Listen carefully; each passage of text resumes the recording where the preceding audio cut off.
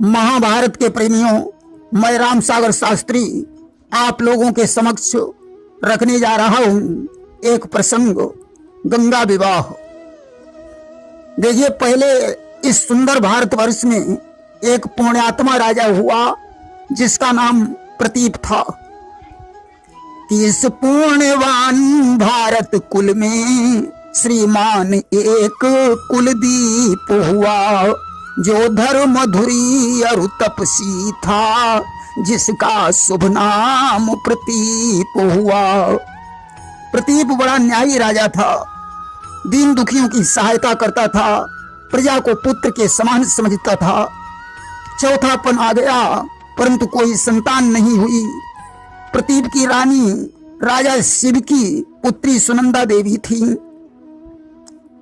उन्हें संतान की बड़ी चिंता थी।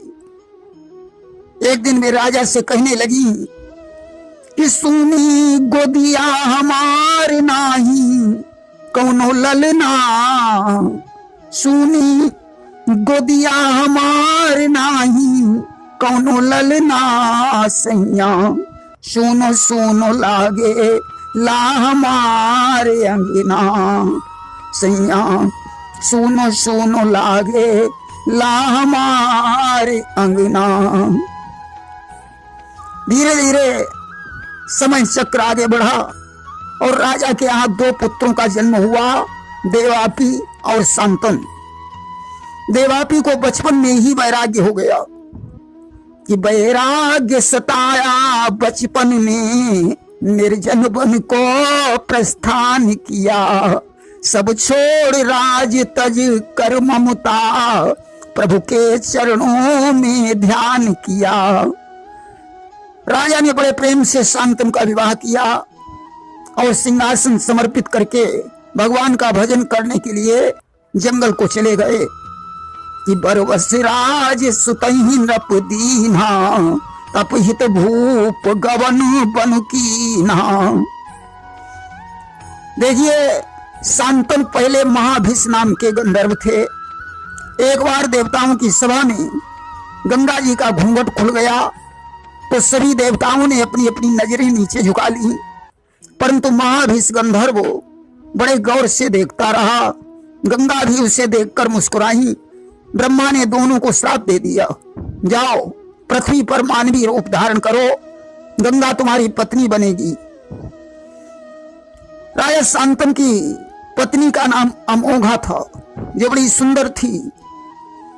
कि शांतनु नृपाल की धर्म प्रिया, सतशील अमोघा रानी थी, साध्वी और थी महासती, साध्वी और सती स्वरूपा थी, सुखदानी शांत सयानी थी। यहां तक कि ब्रह्मा जी उसके स्वरूप पर मोहित हो गए। विचार करते हैं कि एक बार अमोघा से मुलाकात जरूर करेंगे। इधर एक दिन की बात है, घोड़े पर सवार होकर राजा शांतनु शिकार खेलने चले गए और इधर ब्रह्मा ब्राह्मण बनकर द्वारे पर जाकर अलग जगाने लगे। रानी बाहर निकली। ब्रह्मा ने अपनी भावना व्यक्त की। रानी सोचती है कि हे विधाता, अगर मैं ब्राह्मण का कहना करती हूं तो हमारा पतिव्रत धर्म नष्ट होता है, अगर ब्राह्मण विमुख होकर चला जाता है तो हमारे गृहस्थ धर्म का अपमान होता है।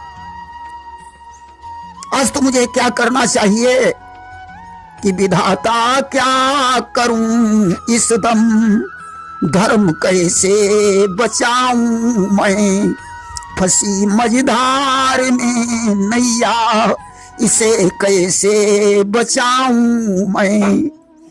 आज तो रानी ने ब्रह्मा का कहना किया। ब्रह्मा तो ब्रह्मलोक को चले गए। इधर रानी महलों में उदास होकर लेट गई। शांतनु शिकार खेल कर लौटे। उन्होंने रानी से दुखी होने का कारण पूछा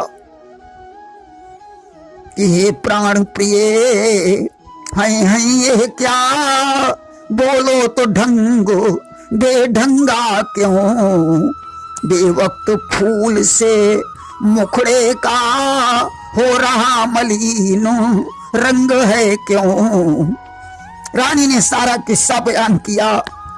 शांतनु ने कहा, अरे कुल कलंकिनी, तूने यह क्या कर डाला? ऐसा करने से पहले तुम मर क्यों नहीं गई? तुझे तो डूब कर मर जाना चाहिए था। रानी की आंखों से आंसू बरस रहे थे।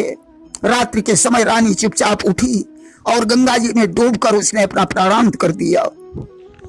सवेरे शांतनु को पता चला, राजा बहुत दुखी हो गया। और इधर देखिए, एक बार 8 वसुओं ने वशिष्ठ ऋषि के आश्रम से नंदिनी गाय को चुराया। वशिष्ठ जी ने उन्हें जन्म मृत्यु का दुख भोगने का साथ दे दिया। कहा तुम लोग जन्म लेते ही मर जाओगे, परंतु जिसने गाय को अपने हाथों से खोला है उस देव नामक वसु का उद्धार सहज में नहीं हो पाएगा। उस समय देवताओं ने गंगा जी का आह्वान किया कि तब देवन गंगा अहंकारी अप्रगट भई गंगा सुखकारी। आज तो गंगा ने वसुओं को उद्धार करने का वचन दे दिया।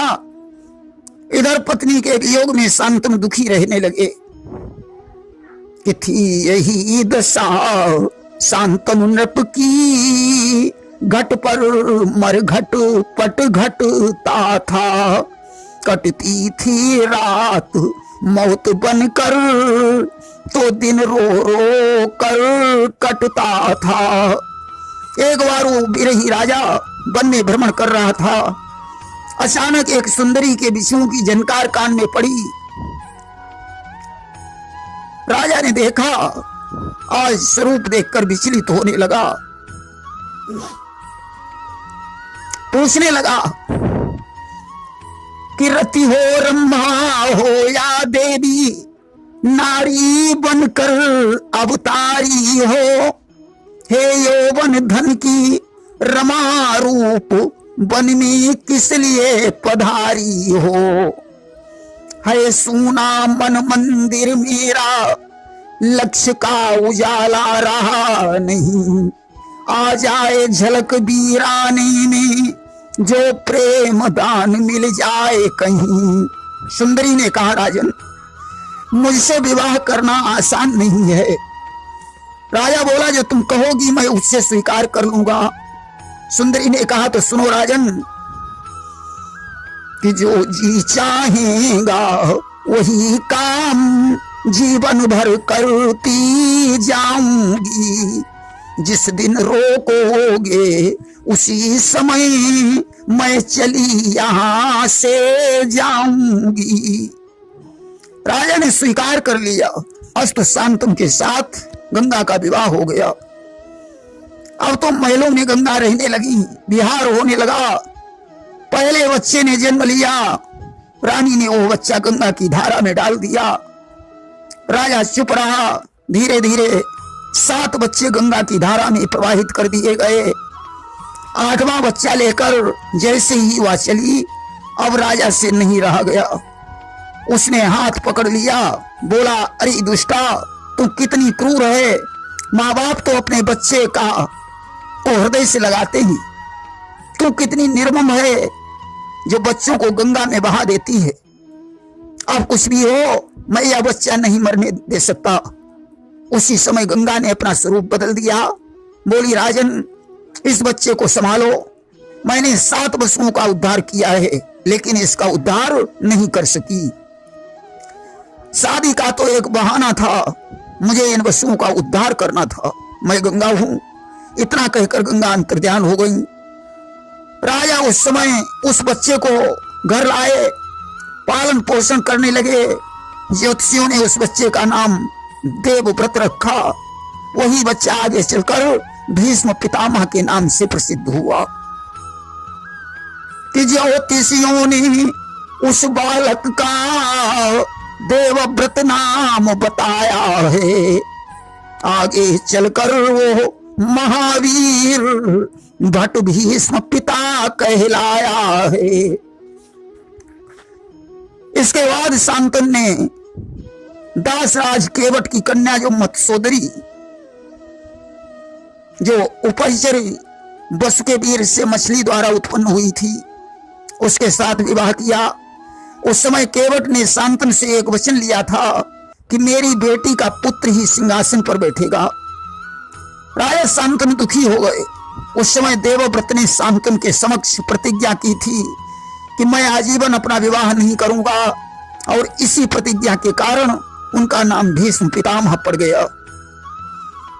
मत्स्योदरी से चित्रवीर और विचित्रवीर दो पुत्र उत्पन्न हुए। युवा हो जाने पर भीष्म पितामह ने उनके विवाह के लिए स्वयंवर से काशी नरेश की दो पुत्रियों का हरण किया, जिनका नाम अंबा और अंबिका था। तीसरी पुत्री अंबालिका भी थी, जो उनके साथ चली आई। चित्रवीर और विचित्रवीर से अंबा अंबिका का विवाह हो गया। अंबालिका से जब भीष्म ने विवाह नहीं किया तो उसने परशुराम से शिकायत की। परशुराम और भीष्म पितामह का युद्ध हुआ। आखिरकार वह सीता बनाकर जल गई और बदले की भावना से राजा द्रुपद के यहाँ शिखंडी के रूप में अवतरित हुई। चित्रांगद को एक दिन गंधर्वों ने मार डाला। विचित्रवीर राजा बने। भीष्म सत्यवती को ज्ञान देने रोज उसके महलों में जाते थे। विचित्रवीर को शंका बन गई।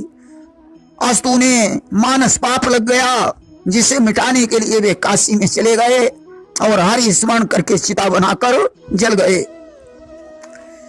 वंश चलाने के लिए सत्यवती ने व्यास जी का स्मरण किया, जिनकी दृष्टि से अंबा अंबिका और बिलरा ने गर्भ धारण किया। अंबा द्वारा धृतराष्ट्र, अंबिका द्वारा पांडु और बिलरा दासी के द्वारा विदुर की उत्पत्ति हुई। प्रेम से बोलिए वृंदावन बिहारी लाल की जय।